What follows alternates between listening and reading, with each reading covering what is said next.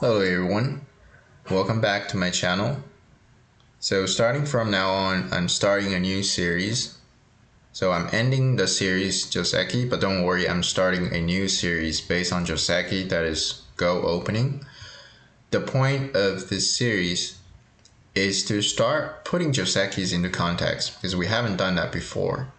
It's very important that we look at professional games and make some sort of reviews on their openings to start understand their choices of Josekis. When and which Josekis to play is a very important question to ask. Because if you choose the wrong Josekis at the wrong time, it could cost you a lot and even the game sometimes.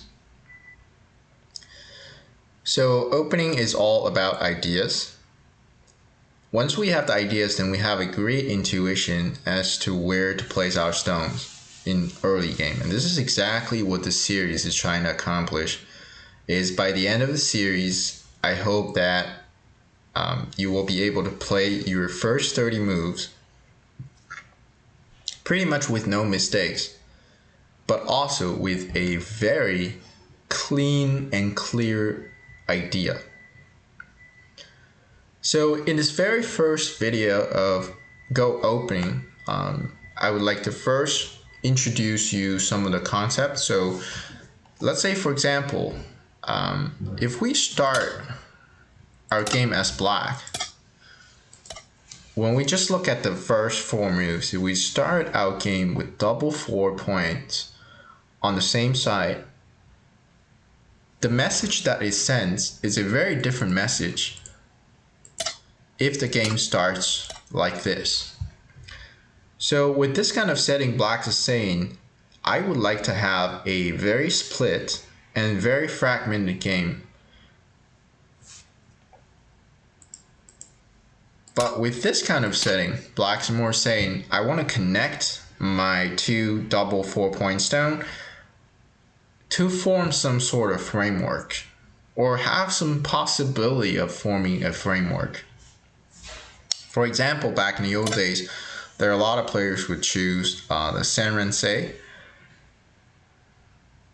and some other times we would encounter this. So this is not very commonly seen in professional games, but I believe that you have seen this a lot in your games if you play online. And you definitely seen a lot when you watch other amateur players play this type of game. So with this kind of opening, black is saying to white that I want influence over here, as well as the possibility of building another moyo on the top side. So just with the first few moves, we already see a variety of ideas. Sometimes we see black opens up with a 3-4, and with the 3-4, back in the days, it's very easy to transform into a Chinese opening where black just plays out this one and becomes a Chinese opening. But today, with the improvement of AI, Chinese opening has been pretty much eliminated from the professional games. You can still play that as amateur level players. But the idea behind the 3-4 and 4-4 is to have some sort of balance. The 4-4 is saying, hey, I want to gain some influence. I want to have some sort of say of influence. But with 3-4, what we're saying is that I would not like to give up my corner very easily. Because with the 3-4, there's no easy way for white to invade. So if white attaches in, that obviously is an overplay, right? Black can just Hane. There's some variations to cover, but the result is that white is fighting a 1 versus 2 in this early game, and there's no good result for white locally. So white cannot easily invade black anymore. So black already secured a little bit of a territory with this kind of opening, which leads to some sort of more extreme idea, that is for black to play the 3-3. this would absolutely secure the territory. Regardless of what variation you choose, we can secure this. So those are ideas behind start point 3-4 and 3-3. The interesting part is that with the 4-4 these days, black can directly invade, but white can also say, hey, I absolutely do not want you to take territory. And I want to choose the double Hane variation that I covered in Joseki Lecture 1. Black is forced to capture this, right? Black has absolutely no choice but to just play out like this. So with this variation, white is back to control the territory, and then black is gaining the influence if he plays out, the push later on. So in the meantime, we can see ideas are very important, but they're also very flexible. So sometimes it is very important for us to stay consistent with our ideas, but other times it's very important to change our ideas and switch from influence to territory. This is why the game of Go is extremely hard to master, because there's no single principle that governs all. Right? Sometimes we need to change ideas, and sometimes we have to stay consistent. And this series will help you make that decision a lot easier in most cases, I would say. Today we'll be looking at a professional Go game. As I said, we'll put Joseki's in context, and we'll see how the first couple moves can set the framework for the entire game. Right? So a lot of times, including myself, that we just play the first few moves way too quickly without thinking, because we know that we cannot make a mistake on those moves. But actually, if you spend the time to think about those moves and then play a little bit differently with a very clear idea in mind, that could make a difference in your game, because it can help you get more comfortable, or help you to lead your opponent into a framework that you're more familiar with. So today we'll be looking at a game from 2018 from Chochikon and Shibano Toromaru. So I don't know Shibano Toromaru. Maybe I lack culture in like knowing all their names, but Cho, everybody knows him.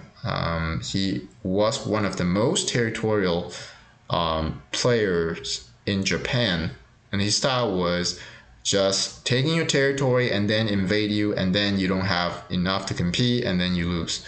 That was his style. Simple and neat, easy to understand. But actually, with that kind of style, he became champion many times in Japan, and he was one of the greatest players.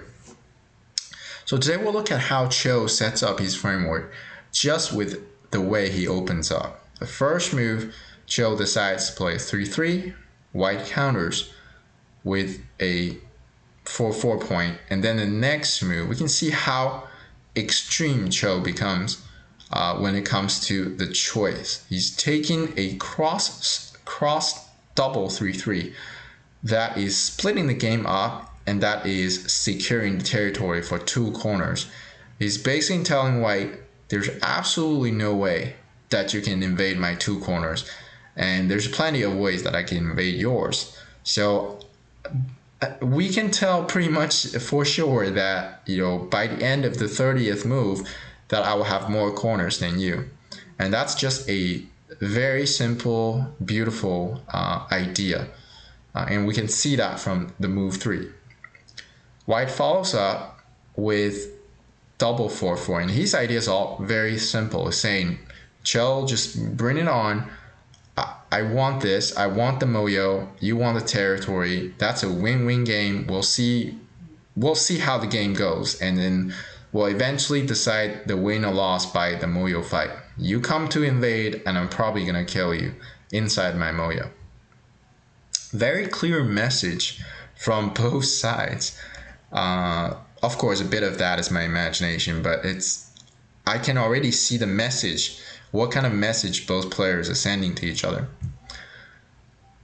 And next move, sorry, went a little bit too quick. So the next move, obviously, Cho decides to follow up with this idea. It's very clear what Black's doing. And then White is also super clear about what he's doing. Sorry. This is a total territorial versus influence game. Okay, so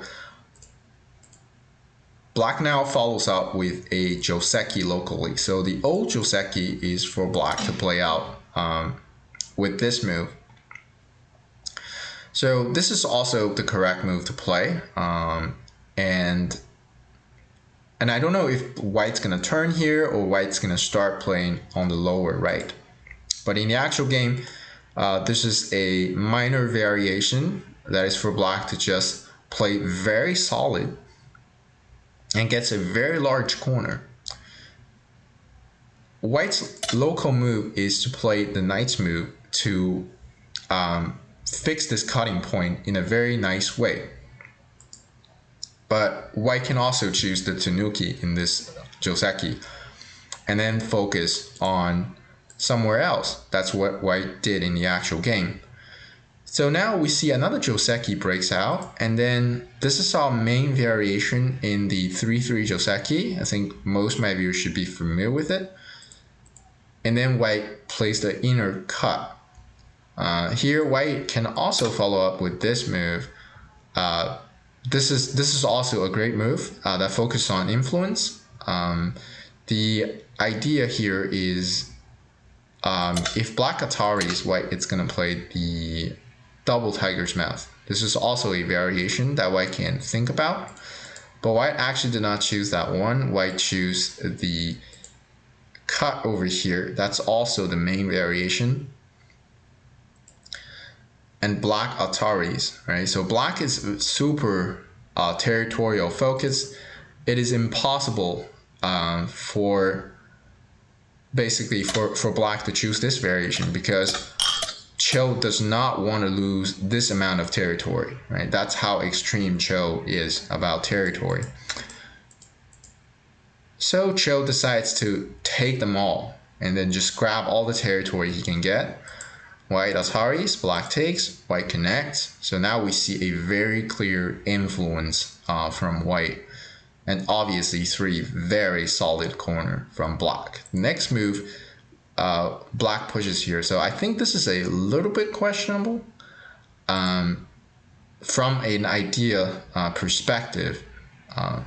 This is obviously a very big move and a very great move, but I think maybe Cho could have played this move just maybe for easier for me to comment this game, because now we can see how clear. Just nothing can be clearer than this, like what Black wants. Like any players from any level can see what Black is doing in this game. That's usually a good thing actually, because when you have a clear idea, it is very hard for things to go wrong. Instead, Black also played an excellent move. This is a very big move that's regaining the influence on the top right corner. So White follows up by approaching, and that is pressuring Black's corner and also expanding himself. So we love this kind of move, right? Does 2 things: pressuring your opponent and expanding yourself. This is always the biggest move on the board. So here, just a side note, if White plays this one, that would be very questionable, right? Seems like it's very similar move. It's actually the same move from a mathematic perspective because it's just symmetric, but the direction is horribly wrong, because when Black plays two space extension, it destroys or reduces White's influence by a tremendous amount. So that's why direction of play from White is excellent, right? It's expanding himself and pressuring Black. Black follows up with a 2 space extension. That's the correct Joseki. And then White plays out the 2 moves over here. So the purpose of White playing these 2 moves is to strengthen the f3 stone. Because if white just plays somewhere else, right? Let's say, for example, he plays the protection move, right? Prevents the last corner from getting robbed. Black can follow up with the counter attack, right? This invades and attacks. So white needs to prevent this multi-purpose aggressive move by first strengthening himself over here. This comes at a cost where, for black to completely secure a larger corner, but these moves gonna help the f3 complete in a big magnitude, I would say. All right, my English is just falling apart, but anyway. So the next move, white follows up by connecting the moyo. So he's still not still feeling not safe about this, because Cho is really good at invading, and it's very important to not have these guys trailing here, because the next move, the h3 is still severe. So white follows up by connecting the moyo. That's a excellent move. Now we can see that white has a huge moyo on the bottom right. Cho follows up with the approach, and they decide to play out another Joseki over here. Black decide to play the one space extension. Black can also play the push over here with the purpose of expanding himself. But now we can see how extreme Cho is. He absolutely wants zero influence. He just wants territory. And therefore he decided to play the one space extension, just securing himself points here instead of expanding his moyo. So at this point, a very clear game just shows itself in front of us. It's territory versus influence. Both players have been very clear about what they're doing in this game, and I think it's great. This is a slightly better position for white, but I think from a human perspective or from an amateur perspective, this is a little bit harder to manage for white. So I would say the strategy from black is a very interesting one. So from this kind of opening, we can see clear ideas happening. Both players played extremely well by consistently following their ideas and then playing in the correct direction. And this is all set. This kind of game framework is all set just by move 3. At this point, we can see what Cho wants. And then white says, no problem, get whatever you want, and then let's fight in the middle game. And then at the 6th move, we can already see that this confirms whatever we imagine this game is going to become. And then the game just becomes very extreme from this point on. So that shows you, sometimes when you spend the time in the first couple moves, that would help you out. That would definitely be very fun. It's a fun process when you actually spend the time to think about what kind of game I want to get into. And then I confess that myself, I'm not doing this frequent enough in my casual game. And sometimes in my tournament game, I don't even think about that. But I guess from this point on, if you just spend a little bit fun, you spend a little bit time, you'll find it super fun. That this process of thinking, of crafting and drawing a picture of how the game looks like after 20 moves. All right, so I hope you guys enjoy this video, and in the next video, we'll start to look more into the specifics of different professional games, to talk about the mistakes they've made and also some of the great ideas that they've had when it comes to their Joseki choices. So if you haven't subscribed to my channel, the best way for you to not miss any one of these videos is to subscribe and give a like to the video if you think it's a great video, and I will see you guys in the next one.